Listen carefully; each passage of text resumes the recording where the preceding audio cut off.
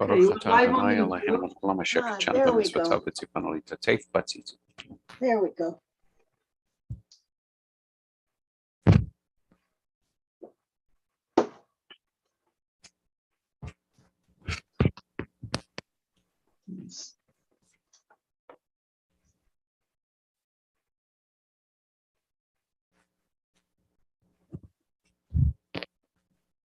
Okay. Let's see. Okay. Great.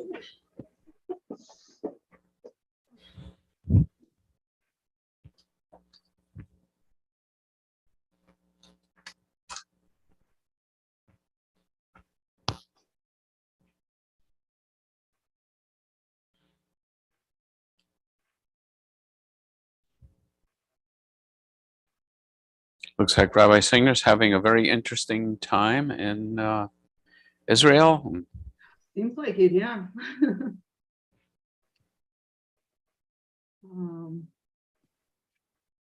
I am from Israel, by the way.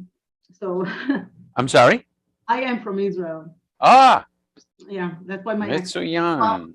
I was born in Argentina and grew up in Israel. So Oh, wow. I have this mixed accent. Wow, that's great. So you speak English, Spanish, and Hebrew, at least. Yes, at least I try. There are moments that I don't remember the word in any language. I know the feeling. You know, I studied Spanish in junior high school, and college. Mhm. So this is now 50 years ago.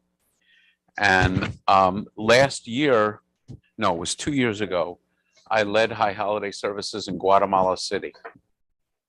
So we had a very good translator, but I tried to speak as much Spanish as I can. And it was amazing to me that words were coming back, even though I hadn't used them in 50 years. But the other phenomenon, which is interesting, and you may see it too, is when I'm trying to speak Spanish, I'm searching for a word. About 10 to 20% of the time it comes out in Hebrew. Because I have English, which is my main language, and then my brain probably has a filing cabinet that has the other language. And it gets confused between Spanish and Hebrew, particularly when I'm doing both, as in leading services. You know, when I'm in Spain, and my wife is from Morocco, so she grew up in Casablanca, and her cradle language was French, but her parents spoke Spanish, going back from 1490. Not her parents, her grandparents spoke Spanish, and they spoke Spanish to them. And Sonia wasn't even, I don't think she even realized as a child that it was a different language. It's just the way we talk to, you know, grandma and grandpa. Right. And so we visit, you know, her relatives in Spain, and so when I'm really immersed in Spanish, I get better. But when I'm leading services and I'm going back from English to Hebrew to Spanish, it gets mevalvel, I think is the certainly is the biblical Hebrew word. Yeah. And balagan is the Can. mhm. I got a Hebrew question for you. Yeah, sure. Now, how long has it been since you've been in Israel? Or I lived in Israel more than 40 years, 42 years. oh, because there's an expression now, and it may not be 40 years old, akhla, which means Achla, cool. Yeah. And It's I'm trying an to. Arab word. Is it an Arab word? That's what I was Yeah. wondering. Yeah. Because a lot of Israeli Hebrew slang is Arabic, like yalla Right. and akhla. I don't know if in Israel. Oh, here's an interesting question I should ask. A current Israeli. Shabbat Shalom. Is, you know, my wife in Morocco, a very common expression in the Jewish world was inshallah, which is Arabic, which means if God wills it. Yes. And I somehow bet that is not an Israeli slang. But you Maybe can, in the Sephardic world. Yeah, maybe more the Sephardic Jews. Yeah, Yeah, you can hear that. But, Yeah. mostly That's you hear Be'ezrat Hashem. Mhm. Okay. Whenever you tell me I can start recording. Okay, I would wait. Yeah, we're live on YouTube already. Okay, hello, YouTube. which And is are you nice. able to monitor who is watching on YouTube or you have no idea? So I don't have any idea. I can, in the moment I wonder if I can I'll start actually, recording and then I'll go to YouTube and see, but I don't think there's an option. I to see. wonder, I'm gonna take a quick look at Facebook. Because I think I'll get a notice, maybe not. Nope. No, I don't think I get notices. Facebook. Okay, anyway, I'm not gonna confuse myself with this. Because I have learned when I try and do 2 or 3 things at once, it does not work so well. Yeah. Suzanne, it's good to see you. Good to see you, Rabbi. Have you had a pleasant summer so far?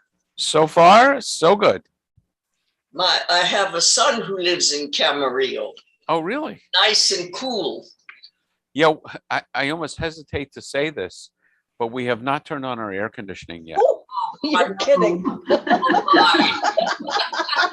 I'm sorry to strike a blow in your Wow. hearts. And last summer we never turned it on. huh. Oh, my Usually we goodness. have a hot week or 2, and that's it.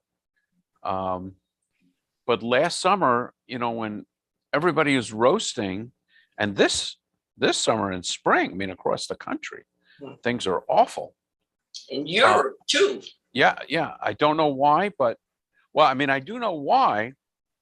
The thing that keeps our area cool is the Pacific Ocean, which is quite cool.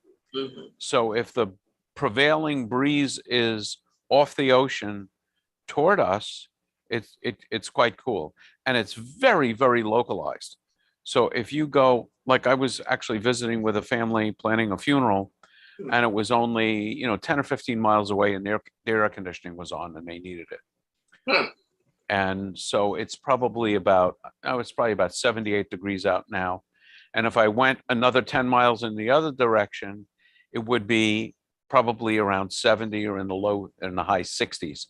Wow. The Southern California is super, super localized. I have threatened my son to come and move in with him. Didn't go over too well. You did what? I'm sorry, I didn't understand. I said I have threatened my son to move, move in. with him. Yeah. Didn't go over too well. I see. Okay. He's a bachelor. Uh-huh. And having mother move in isn't a good thing for a bachelor? I guess not. I guess not. That's funny. No, the weather in Southern California, in our area, is, because Riverside is Southern California, is just fantastic. It's love it. As are the prices for homes. Okay, I'm going to wait until actually 7 o'clock. I don't know what's your practice. I recall when I've been there, I think we started pretty promptly. Does that sound right? It's 5 minutes of. Yeah, in Los Angeles, everything is more laid back and things start late. In fact, I don't know if you know the community of Ojai, but Ojai is kind of new agey, slightly hippie. And I was their rabbi for about 5 years. And we would start services at 6 so people could go out to eat after services. And I used to say there's Jewish time, and then there's Ojai time, and then there's Ojai Jewish time. So it was actually not unusual at 6 o'clock for me to be the only person in the synagogue.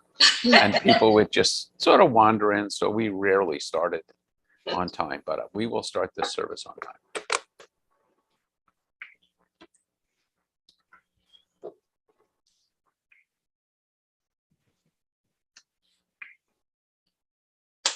And you have been having services that are both live and streamed, is that correct? Yes. And how has been the turn, the people coming for the live services? Have you gotten? About 20. Yeah, about 20 people. To, Not too many. Yeah. Hi, Ruth. Hello, Ruth. Hi, Shabbat Shalom. Shabbat Shalom. Hi, Ruth. Suzanne, Caroline. Hi. Hi. Home, everyone. Hi. Everyone. Hi, Carolee. Shabbat Shalom. Shabbat Shalom. Nice to see you, Rabbi. It's nice to be here, even virtually. I can tell you the commute is much better through my computer than getting on the freeway, as Rabbi Singer can Right. attest, because she comes out here quite often. Hi, Regina. And now she's in Israel. Yeah. I mean, I see her pictures that she posts on Facebook, and Yeah. she's having a very interesting time. I think she's going to be there most of the month, if I'm not Yes. mistaken. Until August 8th, I think. Yeah, I am toying with the idea of maybe doing that next year. There's a CCAR conference in Israel next year. I'd like to talk to you maybe on Sunday. Can we set up a time where we can get Whom are you addressing? Marcella? Okay, I will let you address her. I'm sorry, what would you? I'd like to talk to you maybe on Sunday. Yeah, Do you have time on Sunday? let's, how about I'll email you or text you later or tomorrow and see. Tomorrow I've got some appointments with the doctor, so Okay. I don't So know let's how be long in it's touch gonna on take. Sunday morning, okay.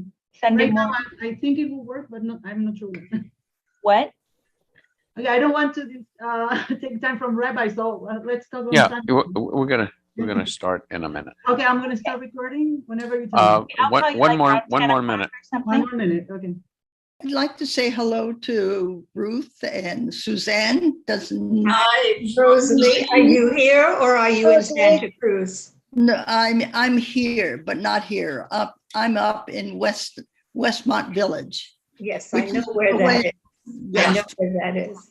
yes. It's in Yenovsville. Mhm. yeah.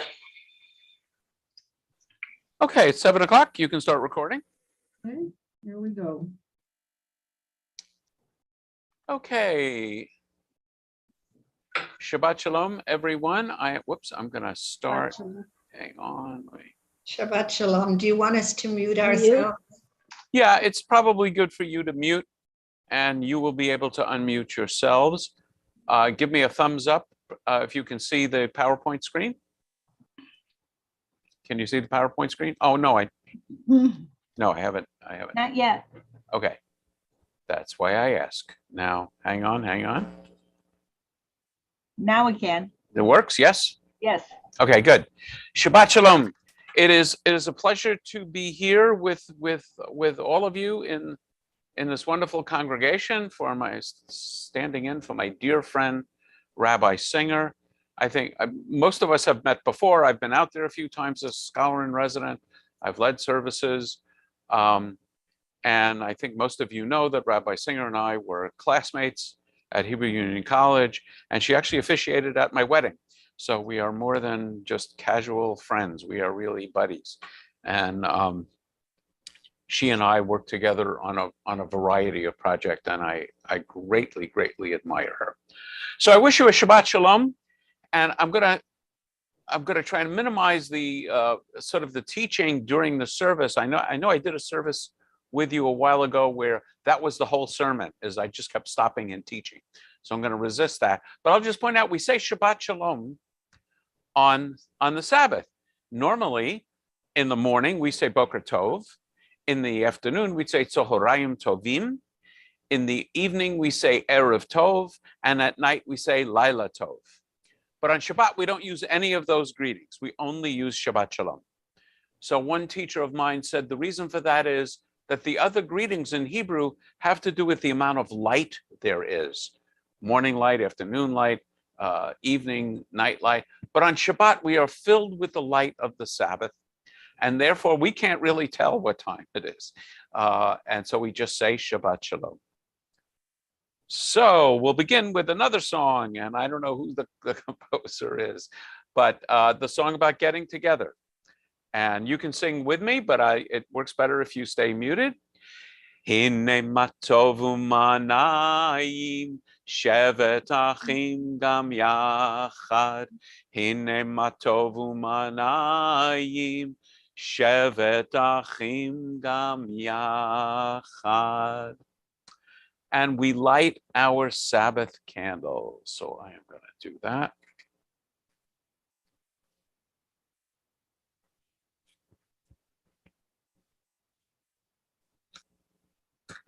Oops, I am going to try to do that.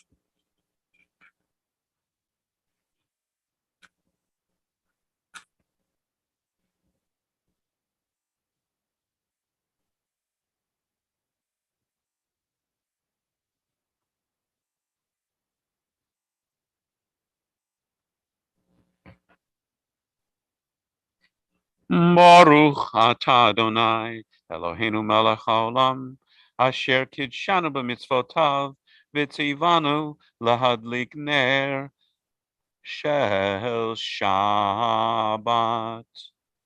Amen.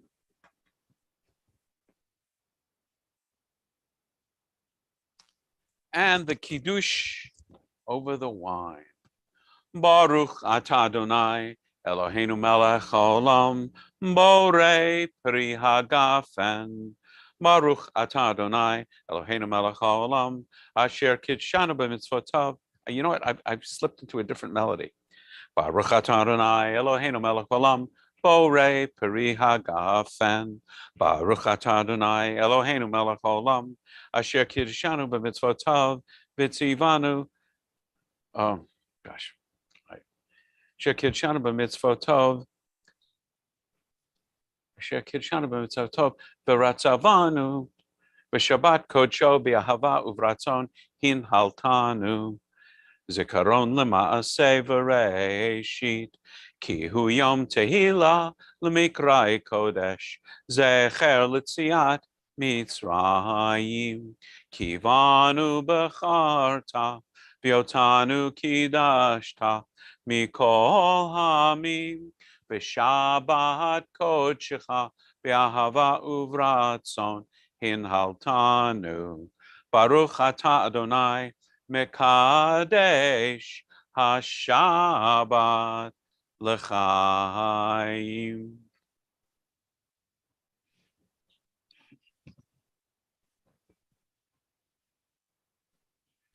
Continue our service with Lecha Dodi.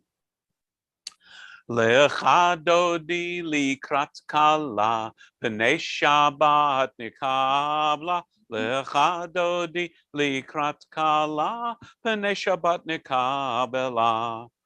Lecha Dodi likrat kala, p'nei Shabbat nikabela. Lecha Dodi likrat kala, p'nei Shabbat nikabela. Shamor v'zachor b'dibur echad, hishme'anu el hamayuchad, Adonai echad, u'shemo echad, l'shem u'tiferet lehitila.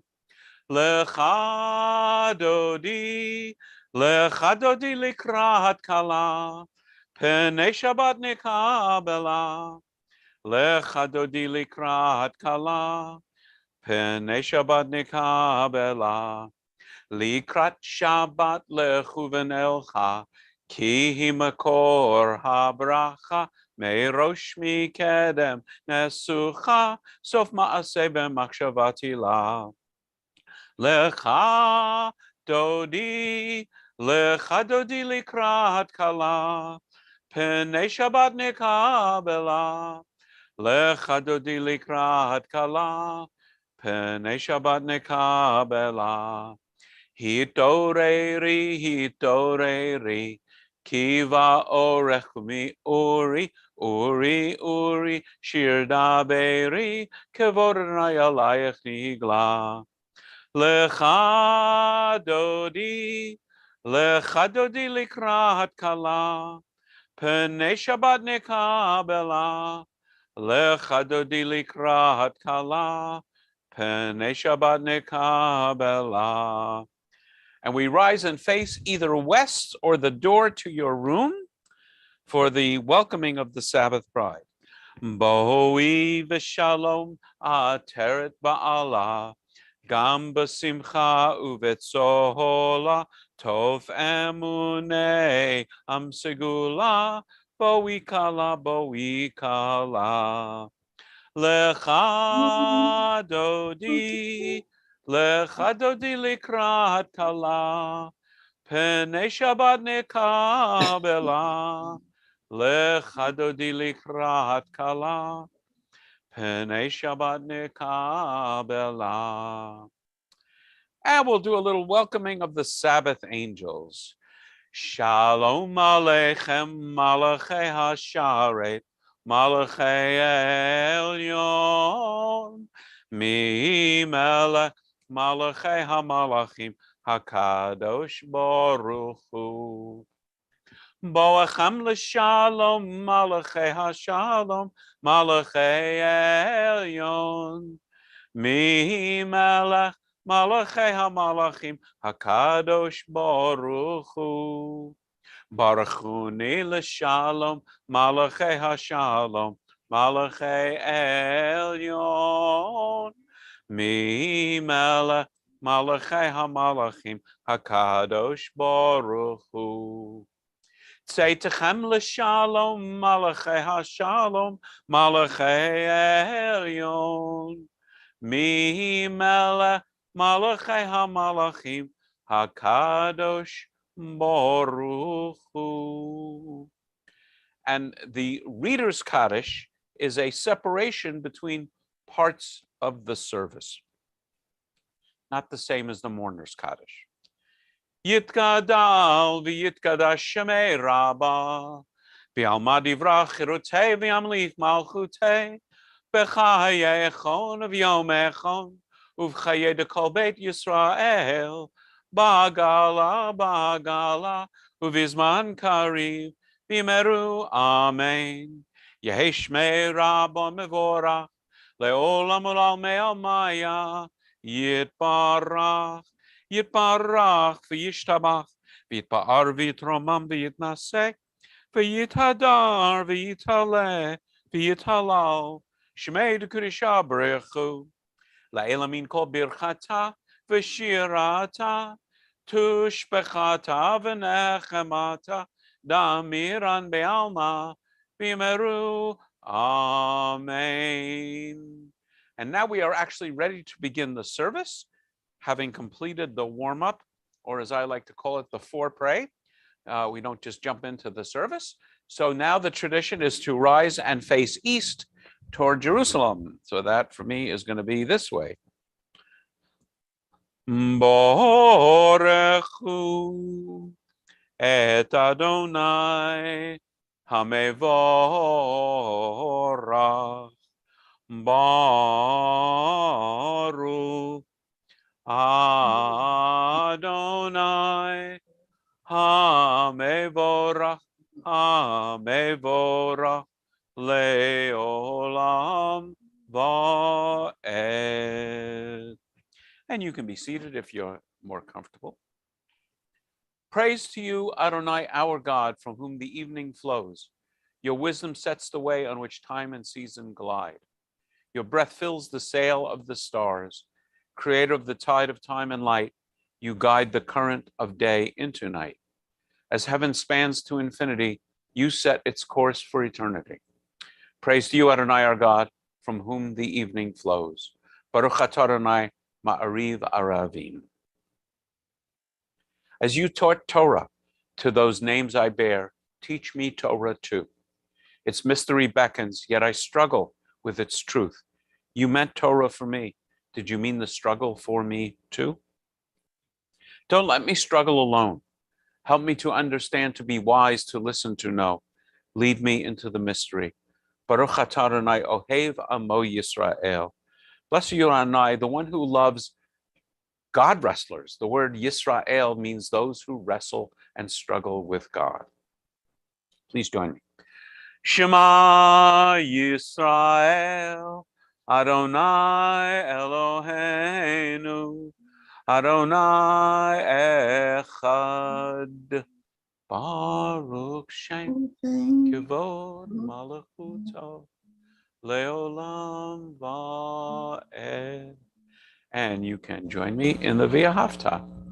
V'ahavta et Adonai Elohecha b'chol lebavcha v'chol nafshecha uv'chol meodecha v'hayu hadvarim ha'ele asher anochi mitzavecha hayom al levavecha v'shenantam levanecha v'dibarta b'ham v'shivtecha b'veitecha uvlachtecha v'aderech uvshochbecha uvkumecha ukshartam leot al yadecha v'hayu letotafot bein einecha uchtavtam al mezuzot beitecha uvisharecha leman tizkeru v'asitem et kol mitzvotai v'tem kedoshim lelochechem Ani Adonai Eloheichem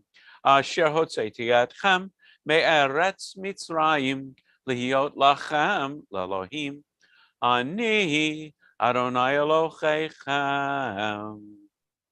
And our song of redemption, which Moses, Miriam sang at, and the Israelites sang at the sea. Mihi chamoch, and this is Debbie Friedman. Mihi, no, it's not. I'm sorry, not Debbie Friedman. This is another one. Mihi chamocha ba'elim Adonai, mihi chamocha nehedar ba'kodesh. Nora tehilot o seifele, nora tehilot o seifele. Malchutecha ra'uvanecha, bokei hayam, lifnei Moshe u'Miriam. Zelianu ve'ameru Adonai yimloch leolam va'ed v'ne'emar kifad Adonai et Yaakov uge'elo miyad chazak mimenu baruch atah Adonai gal Yisrael. And we are ready to begin the central prayer of the service. It is so important, as I often remark, in the Talmud, this prayer is simply called Hatfilah, the prayer. And it's important because it took the place of animal sacrifice. In ancient times, if we were Jews, in temple times, we wouldn't be worshiping in Riverside or in Camarillo or anywhere else. We would go to the temple in Jerusalem and we would serve God breakfast, lunch, and dinner 3 times a day. When the temple was destroyed, the rabbis reformed Judaism from a religion based on animal sacrifice to a religion based on studying texts, on doing mitzvot, and a prayer. And the central prayer is the prayer which goes by several names, and one is the Amidah, the standing prayer. So once again, I will stand and face east as we sing. Adonai sifatai tiftach Ufi agi tehilatecha.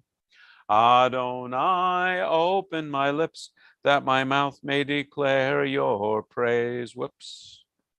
Baruch atah Adonai, Eloheinu v'Elohei avotenu v'imotenu, Elohei Abraham, Elohei Yitzchak, v'Elohei Yaakov, Elohei Sarah, Elohei Rivka, Elohei Rachel v'Elohei Leah, Ha'el Hagadol Hagibor v'Hanora, El Elyon Gomel Chasadim Tovim v'Konei Hakol v'Zocher Chazdei Avot v'Imahot u'Mevi Geula Livnei V'neihem L'ma'an Shemo Be'ahava Melech Ozer u'Moshia u'Magen Baruch Atah Adonai Magen Avraham ve'Ezrat Sarah Atagi Bor Leolam Adonai Mechaye HaKol Atah Rav Lahoshia Morid Hatal Mechalkel Chaim Bechesed Mechaye HaKol Berachamim Rabim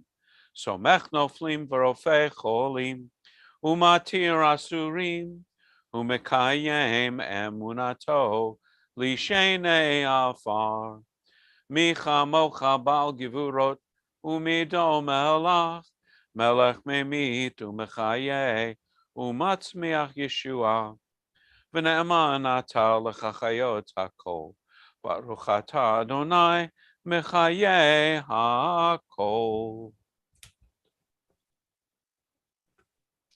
Ata kadosh v'shimcha kadosh u'kodoshim b'chol yom yichalucha salah. Baruch atah Adonai ha'el hakadosh. And we conclude this prayer as we always do with a prayer for peace. And our prayer for peace in the evening is Shalom Rav. Rather than inflict my voice on you again, I will just read the prayer. Shalom Rav al Yisrael amcha tasim leolam. Ki atahu melech adon lechol hashalom. V'tov be'enecha levarech et amo Yisrael. B'chol eit u'b'chol sha'a bishlomecha. Baruch atah Adonai ohev hamvarech et amo Yisrael b'shalom. And we'll pause for a few moments of quiet prayer.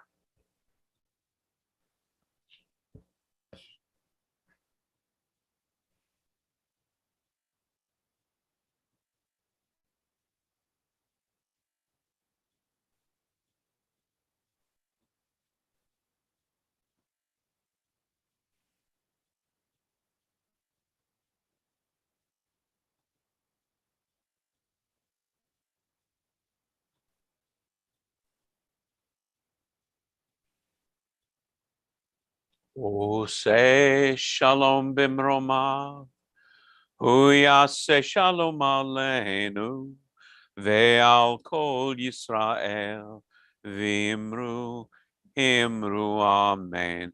Ya'ase shalom, shalom aleinu, ve'al kol Yisrael, ya'ase shalom, Shalom aleinu v'al kol Yisrael. And we say our prayer for healing. And the Mishaberach list for this Shabbat is Jonathan Davidson, Ben Henderson, Kara Gilman, Rabbi Steve Robbins, Gloria Mangus, Leslie Farris, Pamela Mangus, Johnny Siat, Larry Miller, Martha Miller, Julie Richmond, Fernando Guerrero, Bert Harbor, Alan Edelman. If you would like to add a name to this list, you can, I guess you could either type it into chat or you can unmute yourself. I think you've already been typing it into chat. That is the Minchag Hamakom. So we have Phil Bush, Stephanie Soloway, Leo Schmidt, Ron Kurlan, Portia Becker, Kim Ko, Raul Camacho, Vicky Endres. I will add Howard Locker, Stephanie Locker, and Andrea Locker. And Karen. anyone else? Robin Kurland. Thank you. Linda Lerner, Thank you. Alicia Harada,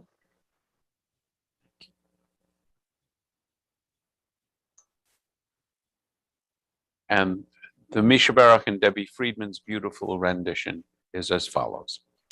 Misha Beirach Avotenu Makor Habracha Leimotenu.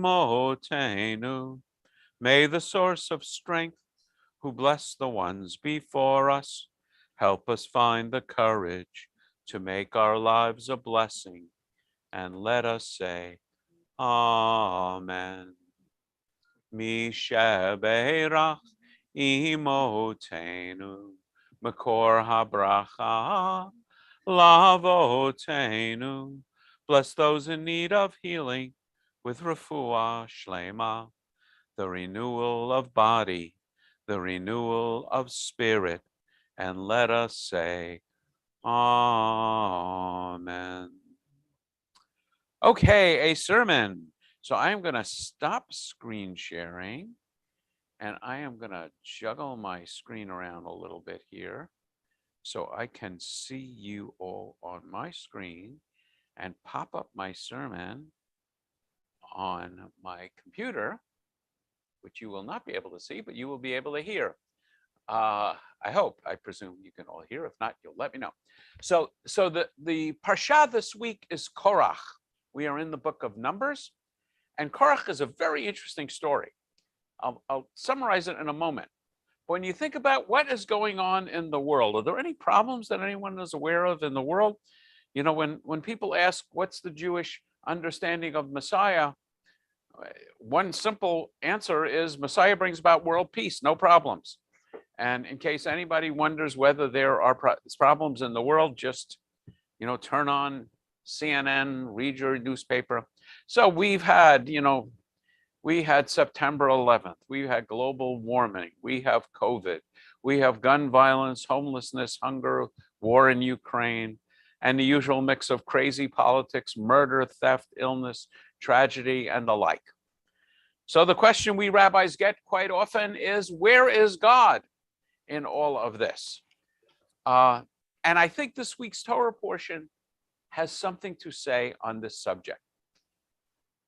And so I just want to summarize the Korach story. Korach leads a rebellion against Moses and Aaron. He's basically saying, how come only Moses and Aaron seem to be holy? Why not the rest of the Levites? And by the way, Korach is Moses and Aaron's first cousin. And so there's a rebellion going on, and Moses puts him to the test. You take your fire pans and offer, a fire offering to God, and Aaron and the priests will offer a fire offering to God, and we'll see which one God selects. And the earth opens up and swallows the leaders of this rebellion, and fire comes forth from God, consumes 250 people, and almost 15,000 people more die of the plague. Those were the days when we really had miracles. I could just imagine Steven Spielberg, filming this and presenting it. So the question is, how come we don't have that anymore? How come we don't have a good old-fashioned God coming down and smacking the bad guys with this kind of wrath anymore? Why does God allow so much injustice in the world? Why does God allow so much evil in the world? Why does God allow so much tragedy in the world? Interestingly, I participated in an interfaith panel just, I think it was Tuesday night, with a Buddhist monk and a Christian reverend discussing this question from those three perspectives. But I want to give a very different perspective, and even the one I usually discuss. The answer, an answer, there are lots of answers, lies in the relationship between God and the Jews and God and humanity. This relation we call Brit in Sephardic Hebrew, bris in Ashkenazi Hebrew. And what my teaching on this is heavily influenced by Rabbi Yitz Greenberg. Rabbi Yitz Greenberg, some of you may have heard of him. I actually know him. Is an amazing guy. He's a Holocaust theologian, which will influence what you will see in a moment. But he's also a liberal Orthodox rabbi, and there aren't so many of them around. So he's a very, very interesting guy. His wife, Blue Greenberg, is a leader of the Orthodox feminine movement in Judaism. And by the way, my plan here is to give the sermon like rabbis usually do. And then after the service is over, if anybody wants to hang around and discuss it and ask questions, I would be more than happy to hang in, for our virtual Oneg Shabbat. You can grab a cookie or something, and we can discuss the sermon or anything else if you're interested. So here's the thought that Rabbi Greenberg teaches. In the beginning, there was nothing at all except for God. And then God decides to create a physical world and humankind. We could talk for 2 hours just on that. At this point, let's say the Garden of Eden, there's only 1 or 2 commandments. So there's a commandment, be fruitful and multiply. And there's a commandment about not eating a certain piece of fruit. And it doesn't work so well. The next story in the Bible is the story of Noah and the flood. And here things are going so badly that God decides to destroy all, not only of humanity, except for Noah and his family, but all the animals, because things have gotten so bad. Okay, Noah survives, finds dry land. The first thing Noah does is plant a vineyard and get drunk. And the next story is the Tower of Babel, where people are rebelling against God, and God has to introduce 70 languages, according to the tradition, to keep the people from building a tower up to heaven. I don't know if you've noticed it, but this isn't working out so well for God. God has tried the tack of giving commandments to all of humanity, not working. So God now tries a different approach. The approach is, I am going to focus on one family, the family of Abraham. And I will work through this family, and they will then go out and work through humanity. In the original story of God's call to Abraham, it says, you will be a blessing, and the families of the earth will bless themselves through you. So it's a mishpacha approach. The families of the earth will bless themselves through the families of Abraham. God is not going to impose goodness or take away our freedom. God will dictate the rules, and humans will have a choice as to which rules people will obey. But if you start reading the stories, like the one that we read every year at Pesach, with the Exodus from Egypt, there's plagues, seas are split. The one we read this week, the rebellion of Korach, the ground opens, the bad guys are swallowed, fire comes forth. God is really involved. So this is a beginning of what I would describe as an astounding risk that God takes. God isn't completely in charge, but still has the major role. And God self-limits ultimately so that humans have free will, so that we can decide to obey God or, like Korach, disobey God. Humanity takes on some of God's responsibilities, and this is the beginning of the idea of understanding what we mean by being created b'tselem Elohim, in the image of God. And I think of this like the relationship of a parent to an infant or a toddler. From the infant's point of view, from the toddler's point of view, miracles happen. Toddler is crawling toward something dangerous, a fire. All of a sudden, the toddler is whisked through the air, put in a beautiful crib. There's little mechanical birds flying around above the toddler making music. The diaper is changed. There's good smelling powder, a warm bottle of milk. I mean, this is a miracle. This is manna from heaven. This is splitting the sea. This is a miracle from the toddler's point of view. And so I think actually of these stories as our memory of our spiritual infancy. And then Rabbi Greenberg says, with the destruction of the temple in the year 70 of the Common Era, God enters a new phase of the covenant. Remember, I mentioned we completely changed Judaism from a religion based on animal sacrifice to one based on prayer. Notice that God does not save the temple or the Jews from Babylonian or Roman destruction. In a way, it's kind of a reversal of the Hanukkah story. In the Hanukkah story, people have faith in God, and we have this miracle of overcoming the Greek Syrians. But in the destruction of the temple, God doesn't save the temple. In ancient times, like in times of King David, David would take the Ark of the Covenant into battle with the idea that we would be invulnerable once we had the Ark of the Covenant with us. That doesn't seem to work. So God is now further hidden from human perception. But the rabbis say that makes God even more present in the Shekhinah, in sort of a hidden mystical presence. God seems to have a more equal role. In the first phase, God was completely in charge, and now God and humanity are a little more equal. Humanity is a full partner, but mainly the rabbis, because the rabbis are in charge of Jewish law. There's a wonderful episode in the Talmud, we can talk more about it if you're interested, where the rabbis are making Jewish law and there's a dispute, and God shows up and says, this rabbi is right. And the other rabbis say, mind your own business. When rabbis are discussing Jewish law, who asks you? Not only doesn't God get to decide, but God doesn't even get a vote. But God's rules, revelation, Torah, are still firm and absolute. To me, this reminds me, of when my kids were adolescents. They would ask to do something crazy, and I would, carefully and point out that this was crazy. And instead of thanking me for my wisdom, we would butt heads. And in the final analysis, the line is, because I'm your mother, that's why. Because I'm your father, that's why. The parent still has final authority. Notice, though, in this age, and some of you may be psychologists that understand this better than I, the child comes to realize that the parent has other children. Mommy's love for me doesn't depend on mommy not loving my brother or sister. So too, I believe in this phase of history, God enters into other covenants with Christians and Muslims and others.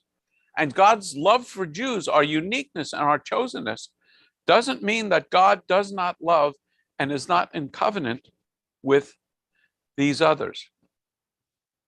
You know, I didn't have to go to rabbinical school to realize that the Holocaust was unique, but I never realized how profoundly it affected religious thinking, and in particular, Yitzhak Greenberg, who is, as I mentioned, a Holocaust theologian. And he actually describes the post-Holocaust period as a third phase of the covenant. Remember, the first stage, it's God is completely in charge and humanity has very little to say. Second phase, humanity has a vote, but ultimately God is still in charge. And humanity really is represented by the rabbis of the Talmud. In this stage, God steps further back and humanity takes center stage, and not only the rabbis. This is Amcha, this is Jews in general. So one of the things that we realize that in the aftermath of the Holocaust, and really this starts becoming realized in Zionism, which of course precedes the Holocaust. And the realization is the old rules don't work anymore. We had a strategy of being powerless. We are just going to stay in our little corner and pray, and we're not going to bother anybody. We hope they don't bother us too much.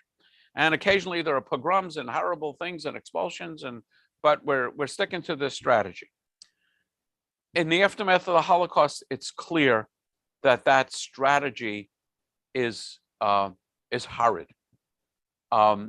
We now have to reject some old answers. After the destruction of the temple, we rejected having power. We gave up the idea of having a homeland that we would rule, of having a king, of having an army, and we rejected power for prayer. We depended on God to save us.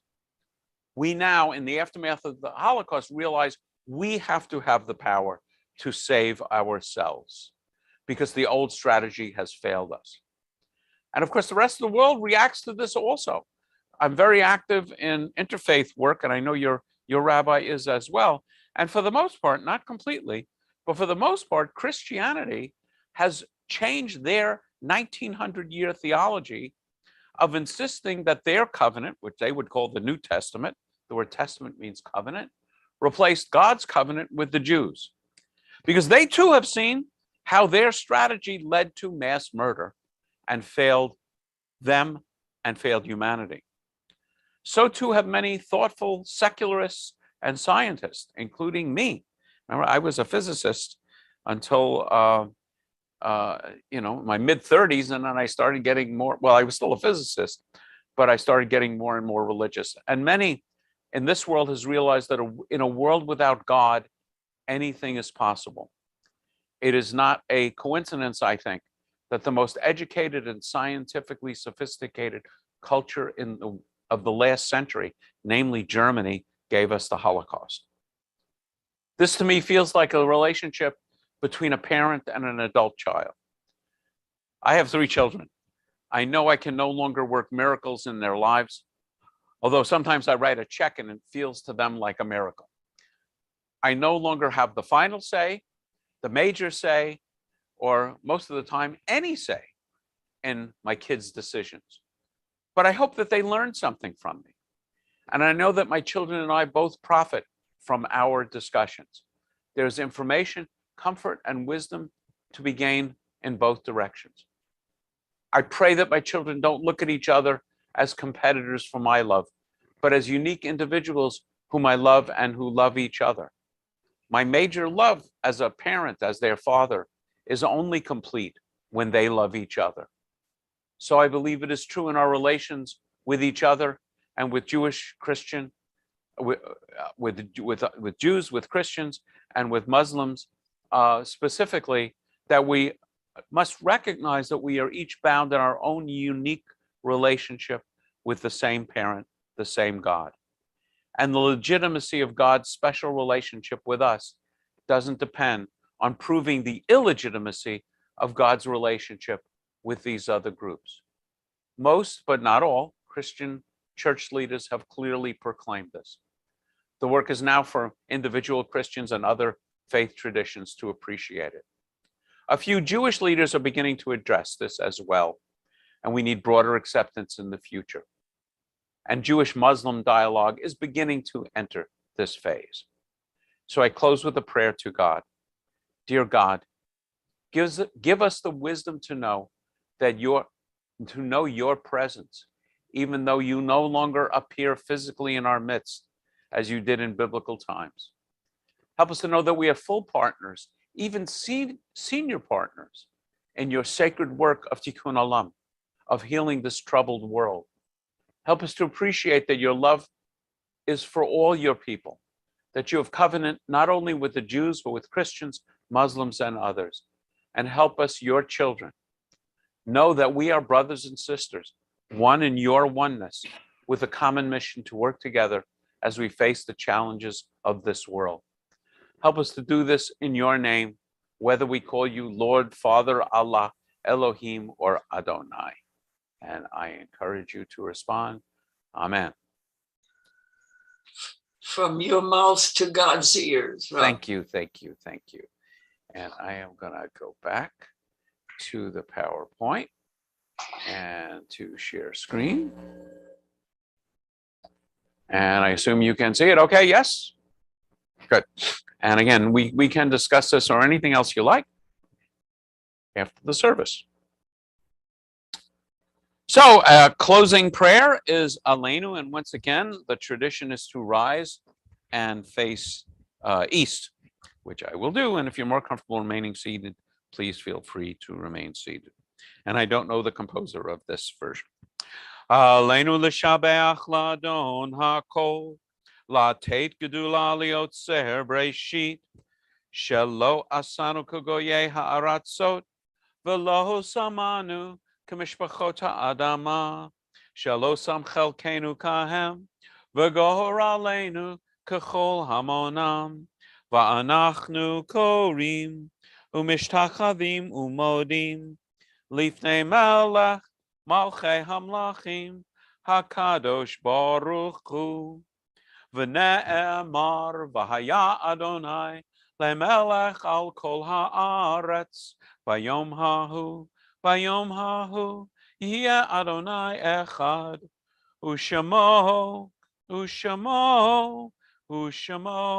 echad. And you may be seated.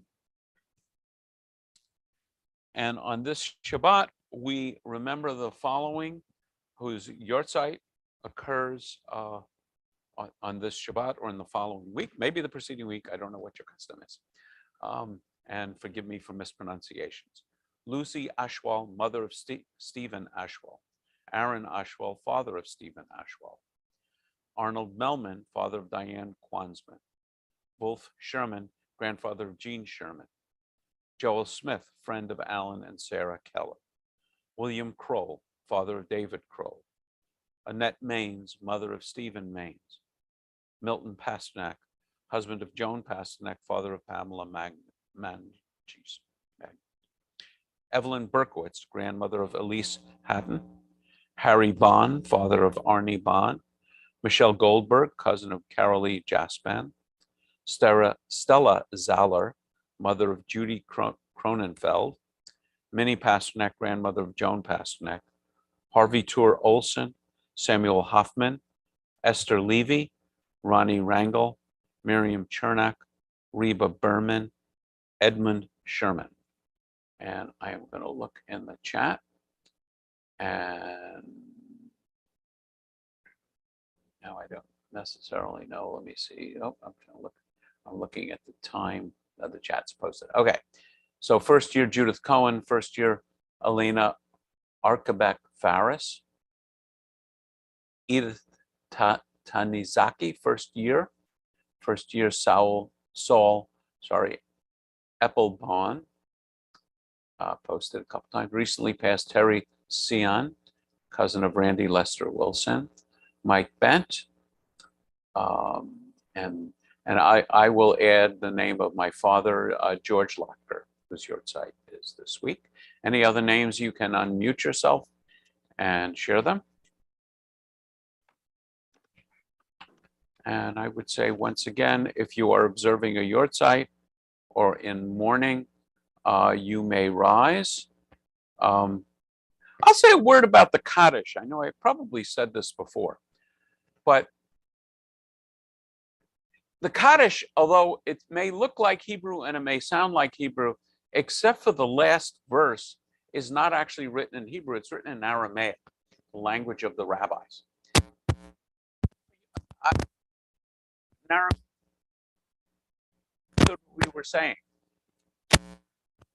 those of us whose Aramaic is a Your little rusty. microphone is- I'm sorry? Your microphone is making. It's making noise. Okay, so I'm going to Now it's change. my- better. That was better. That's better. I think maybe because I was holding it. For those of us whose Aramaic is a little rusty, here's a translation. And as you glance at the translation, you'll notice there is no mention of death or dying or sadness or anything. It's a poem of praises, I would say consolation to God. So the question is, why are we praising God at difficult times?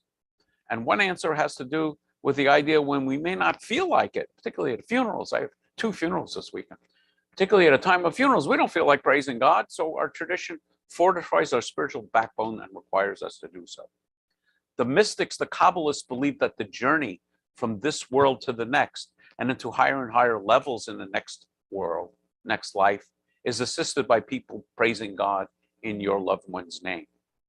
But I think a more beautiful explanation goes to what I consider to be the central teaching of Judaism, which is that God could have made a perfect world. One actually that we think about in the day of the coming of the Messiah. God didn't have to go through this phase. God could have made a world with no death, with no disease, with no war, with no hunger, with no poverty, with no problems whatsoever. But if we lived in such a world, what would our job be?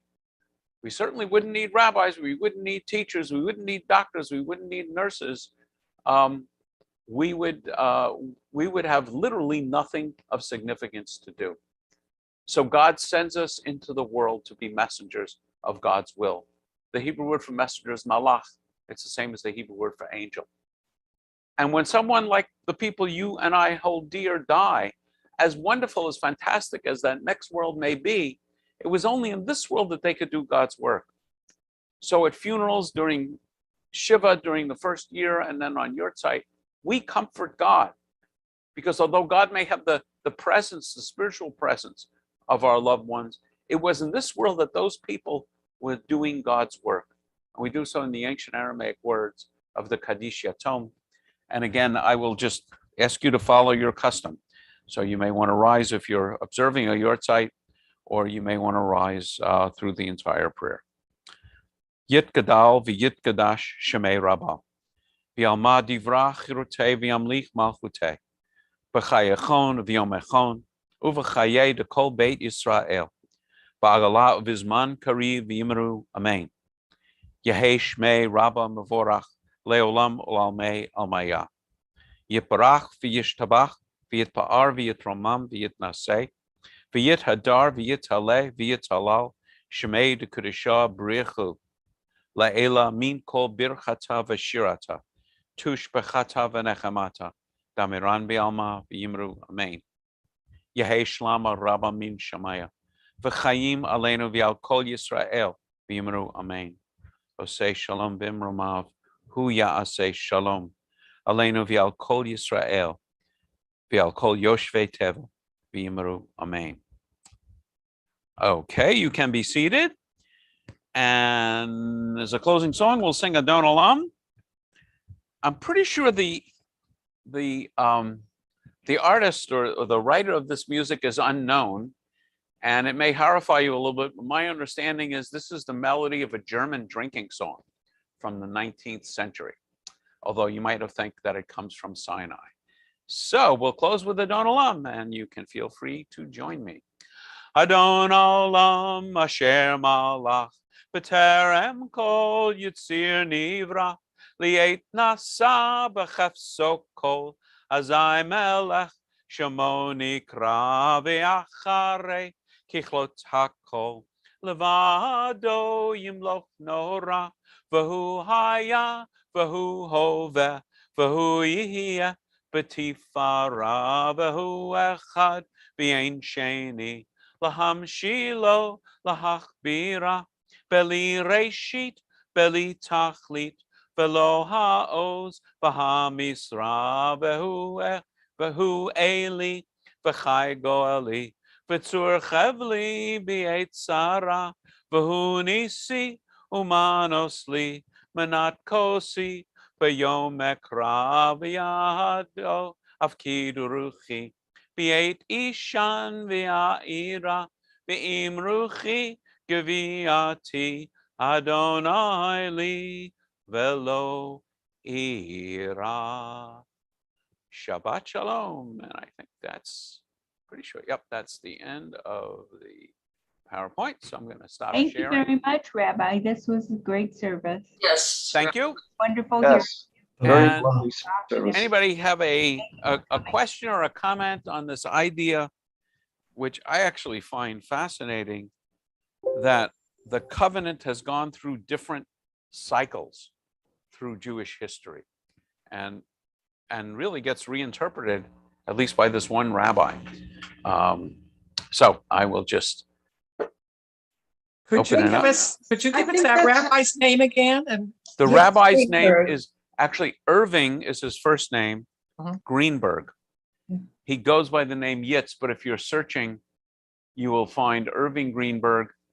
And he is the author of an amazing book that doesn't contain this material. Actually, I'm not sure where this material is, but he wrote a wonderful book called The Jewish Way, which is a deep and spiritual insight into the calendar and the holidays.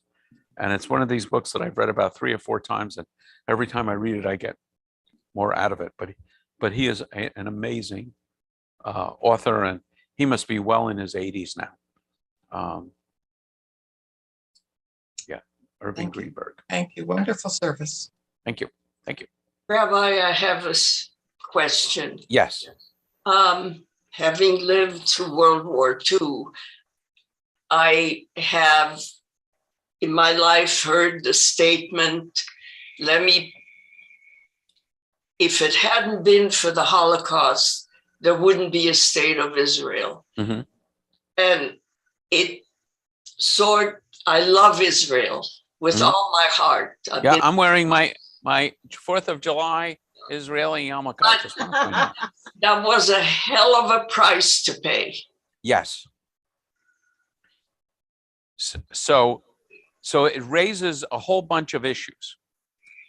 First, it is a hell of a price. First is the question, is it true? So that in some ways is a question for historians. Yeah. And I think many historians agree and many historians disagree, and I'm not competent in that field.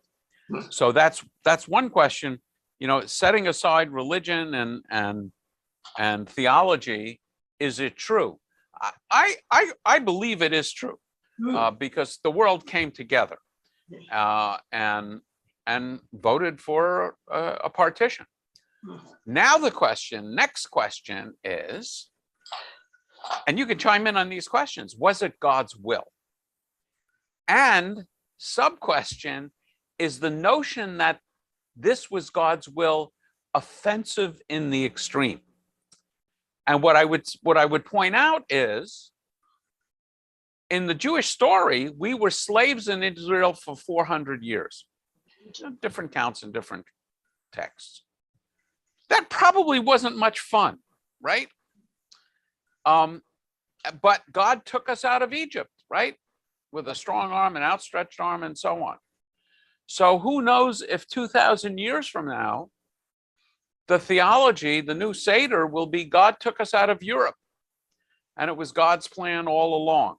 And there are discussions in the Talmud, which I'd be happy to go into, that, of the reasons for the destruction of the temple. The rabbis say the destruction of the first temple by the Babylonians were due to Jews not obeying Jewish law. the destruction of the Second Temple by the Romans was a result of Jews' baseless hatred for other Jews, particularly on who's obeying the law most scrupulously. We haven't gotten, and I find the idea, I'm sure along with you, the idea that that God ruled and had a plan for taking us out of Europe, and the Holocaust was that plan. I find that thought offensive in the extreme, which brings me to the third point. There is tragedy in our lives. I mean, I am a rabbi because my late wife had this horrible disease, Huntington's disease, which hangs over my children. My middle child is in a nursing home now with the same disease, and she is 46. That's horrible, horrible. And there's no treatment and there's no cure. Rabbi Harold Kushner wrote a book called When Bad Things Happen to Good People. He wrote that in response to the fact that his son died at age 14 with a horrible disease. So, was it worth it? Was it worth my wonderful new career, which I love? I mean, I like my old career, but the new career I adore. Was it worth my wife getting ill and dying and having this hang over my children? No, no way. I would happily go back to my old career as a physicist and not have any of this wisdom or anything, sensitivity and so on, and have a healthy wife and healthy children. I'm sure Rabbi Kushner would say the same thing. He is a world famous author. I'm sure he would say he would rather have his son Aaron alive.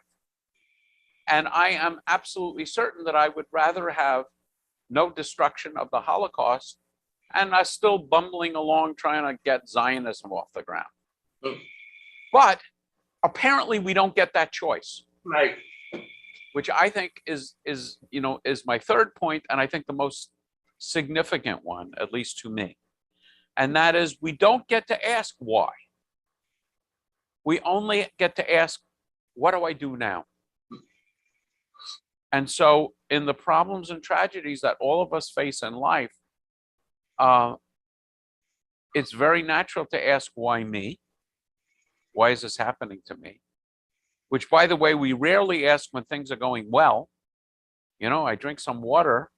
I don't ask, why do I have clean water when, I don't know, 20, 30, 40% of the world doesn't even have clean water to drink? Why do I have health care? Why do I have, all of these things? Why am I so blessed? We tend to only ask those questions when things don't go well. So I absolutely agree with you. It's not worth it, but it still may be true. It may well be true from a historical point of view that the Holocaust so shocked the world that in a moment of stunned acceptance, the nations of the world decided to give Israel a small piece of land. And, haven't exactly avoided going back on that belief. If you look at the votes in the United Nations, they haven't exactly always been supportive of Israel. Right. But I would say, my guess is historically it's true, but I don't attribute that to God. If I thought God was micromanaging the earth in that way, I would not be a rabbi. I could not work for such an employer. Thank you. There are Orthodox people back at the time that Israel was being founded that believed that it should not be Israel at that time because the Messiah had to come first. There were, and there still are. There are several ultra-Orthodox sects, the Satmars are the best known, that on Israeli Independence Day, they burned the Israeli flag. And even more outrageously, a few years ago, they went to a anti-Israel rally in Iran. Iran was calling for the destruction of Israel. And these ultra-Orthodox Jews, whose education is paid for by the state of Israel and who is protected by the state of Israel, were going to Iran to agree with them that Israel should not exist because only the Messiah can found the state of Israel. And in fact, in the creation of the state of Israel, there developed a theology most noteworthy by Rabbi Abraham Isaac Kook, who was the first chief rabbi of Israel, that the foundation of the state of Israel, the modern state of Israel, were the birth pangs of the Messiah, was the beginning of the coming of the Messiah. And so you have religious Zionists that can endorse Zionism with this sort of theological sleight of hand. But you're absolutely right. There were and still are. And in fact, the Reform movement, I don't know if you know this, but the Reform movement historically was not uniformly pro-Zionist. There were actually opposing forces in the Reform movement. And some of them were anti-Zionist. And they were saying, you know, we are a religion like any other religion. There's nothing special about the state of Israel. But after the Holocaust, there was just no way to maintain that perspective. And the anti-Zionist wing of the Reform movement pretty much disappeared.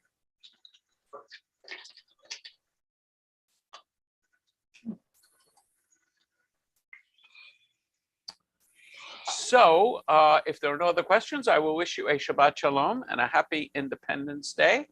Shabbat. And Shabbat hope Shalom. one of these days I will get out in person again. And you know, let's hope for the end of COVID. And I look forward to seeing you in person someday, Bimheira Yameinu, before the coming of the Messiah.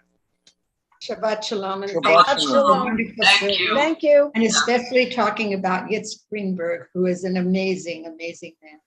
Yeah, have you ever heard him speak? Yes. Yeah, he is. he is amazing. He actually, my rabbinic thesis was on partnership between Jews and Christians. And he's written a lot on that. And I went and interviewed him while I was in rabbinical school on that subject. He is amazing. And we appreciate all that you do, Rabbi, Thank you. including the courses that you give online. Thank you. And by the way, I'm doing kind of informal discussions every Wednesday night. Oh, So, and basically what I do is I pick an article and we discuss it. And some of you may be on the list. And if you're not on the list, let's just not close the Zoom room for a few minutes. If you type your Zoom address in the chat, I will put you on the list. So I'll hang around for a little bit. Or most of you know how to send me an email. It's just Lotker, Lotker @AOL.com. And I just got to figure out a way to do this, but I will. Shabbat shalom. Shabbat Shalom. Take care. shalom, Rabbi. Shabbat Thank you. Shalom. Thank you. Thank you.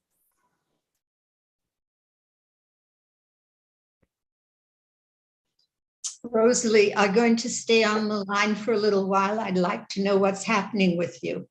I will be delighted to do that. Yeah, and I would recommend if you want to do stuff like that, you may want to stop the recording and stop I will the stop it now. feed. Please. Give me a second, So please. I have copied the email address. If and I I think- leave the meeting, do I lose you, Rosalie? That's the question.